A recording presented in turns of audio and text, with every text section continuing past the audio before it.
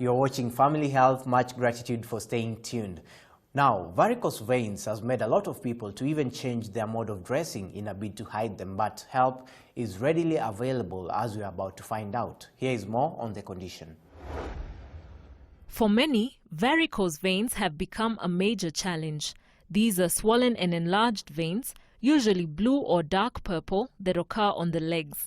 They may also be lumpy, bulging, or twisted in appearance. There are certain things that can lead to them. So standing for long periods of time is usually the main issue. But there are people who don't stand for too long who just seem to get them. But usually it's related to how long you've been spent standing. But actually, for the majority of people, there's no main real risk factor for them. Yeah. But we'd also know that also in pregnancy they seem to appear more as well, and they also appear more in women than we do see them in men. For Rekha, her encounter with varicose veins dates back to 3 years ago when she noticed an abnormal swelling. I saw, they were quite showing quite a lot, and I thought somewhere I saw there were some blockages also, some black like a knot or something like that. So I thought it's worth going and let me see what the doctor is saying. Varicose veins affect about 1 in 3 women, and more women than men have them. You're also more likely to get them if they run in your family when undergoing hormonal changes due to pregnancy, puberty or menopause, or if you are overweight and its initial manifestation in the leg can be easily ignored. It's not painful, but it comes up, swells up a lot, and it's quite embarrassing also. You cannot wear nice clothes or anything, because then you have to keep covering it or wearing long, trousers or something like that. To be the person who notices it first, because you'll see that there'll be, you look at your legs, and then you'll be able to actually see the veins. You'll see that they're bigger than normal, and they have and that's usually, so it's usually the person who has them who says, looks, notices, and then comes to the doctor. It's not usually in other ways how maybe you have some symptoms and then the doctor tells you this is what you have. When painful signs and symptoms occur, they may include an achy or heavy feeling in your legs, worsened pain after sitting or standing for a long time, itching around one or more of your veins, hardening of the vein, inflammation of the skin or skin ulcers near your ankle and burning, throbbing, muscle cramping and swelling in your lower legs. Diagnosis of varicose veins includes the use of an ultrasound machine, which is used to check the blood flow. So we'd use a machine called an ultrasound machine. And what that ultrasound machine does is it uses sound waves to see structures below the skin. And so we'd look at the blood vessels in the legs, and we'd be able to now measure them and also see whether they're working normally. And if they're above a certain diameter, or if they're not working properly by not allowing blood to go upwards, if they're leaking a bit, then those are the signs of varicose veins.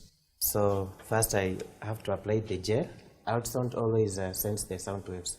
So this gel is used for coupling between the skin and the machine. So that's where we start. So these are muscles there. These are the fat tissues. So you can see the artery that's pulsating there. See that? That's a blood vessel. It's known as popliteal artery. You can see the popliteal artery, the one that is pulsating, and they always intertwine. They always travel together, like through the muscles. So above it there is a popliteal vein. Where they pass is where we name them. So the popliteal vein passes over the popliteal artery. So you go down, you follow them to see if there is any plaques in the artery or a clot in the vein. So if there was a varicose vein, it becomes now superficial. Any superficial supply there that is coiled. So because they are here, we don't have the varicose veins, you cannot be able to see them on the ultrasound, because these glands are normal. But for those with varicose veins, they'll have to be there, and they are always coiled. When you do the ultrasound, the reason why we do the ultrasound is one, to make a diagnosis of the varicose veins, and then to determine whether somebody is suitable for a procedure. And some people will be suitable for laser, some people will not and may only be suitable for surgery, and some, because of the degree of disease, may not require any procedure, but just a conservative method like compression stockings. And so usually we'll measure the diameter of the veins to see whether they're more than the normal size that we expect, and also see whether, because the veins also have valves, to see if there's what we call insufficiency. And if there's those two things, and then preferably for laser, we prefer the veins to be straight rather than a lot of curves in them, because with laser you have to put what we call a catheter into the vein, and to navigate through the vein is easier if it's a straight one rather than many curves in it. But that doesn't mean a laser can't be done, it will just be more difficult. And then it also depends on how big the veins are. If they're very big, then maybe surgery may be the only option, because there's a particular diameter beyond which laser is not that effective. When it comes to treatment, wearing compression stockings is often the first approach before moving on to other treatments depending on the severity of the condition. The stockings steadily squeeze your legs, helping veins and leg muscles move blood more efficiently. The success of this approach also depends on the patient's medical history. I showed it to UK doctor and he gave me those stockings. But because of my eczema, I cannot wear stockings because it provokes the eczema more, I feel more itchy.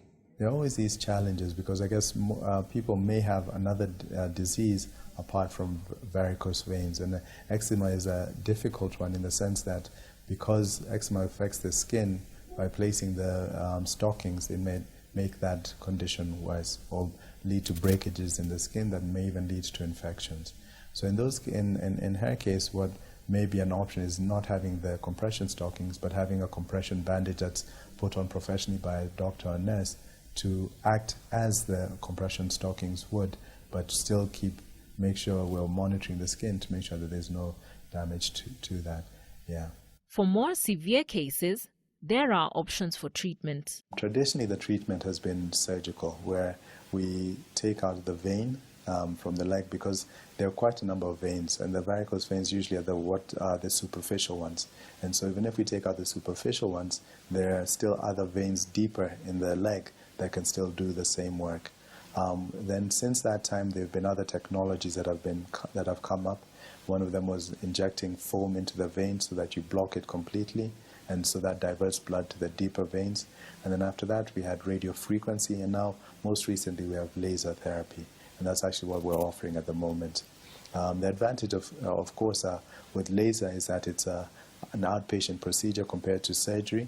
The patient comes in, spends maybe a maximum of 6 hours in the hospital, and you're walking afterwards, and you don't have any scars. Yeah, and it's almost as effective as surgery. Of course, surgery is still what we call the gold standard, but to avoid having to go through general anesthesia, having scars from having to take out the veins, then it's preferable. Laser therapy is a preferable option for most people. Adopting a healthy lifestyle is recommended. We say regular exercise, keeping within the regular body mass index would probably be the two main things, because we find that it's more present in patients who are overweight and who have a sedentary, who are overweight and then who also spend a lot of time standing in one position. So we advise that keep within your normal weight, do regular exercise, because that promotes blood flow, and that may prevent it. But there are some people who, even in spite of doing all the right things, will still get the varicose veins. So based on that, stop covering them and get help. Up next are more facts on varicose veins. Veins have one-way valves that help keep blood flowing toward your heart.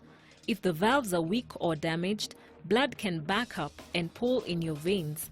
This causes the veins to swell, which can lead to varicose veins. Varicose veins and spider veins are not the same. Spider veins are smaller, flat, red or purple veins, while varicose veins are the large blue ones that bulge out. The difference is in the size of the veins. Lots of women have little spider veins, but the bulging blue big varicose veins are less common and require stronger treatments. Varicose veins are a common condition that usually have few signs and symptoms, but sometimes cause mild to moderate pain, blood clots, skin sores, or other problems. Many factors can raise your risk for varicose veins. Examples of these factors include family history, older age, gender, pregnancy, overweight or obesity, and lack of movement. Up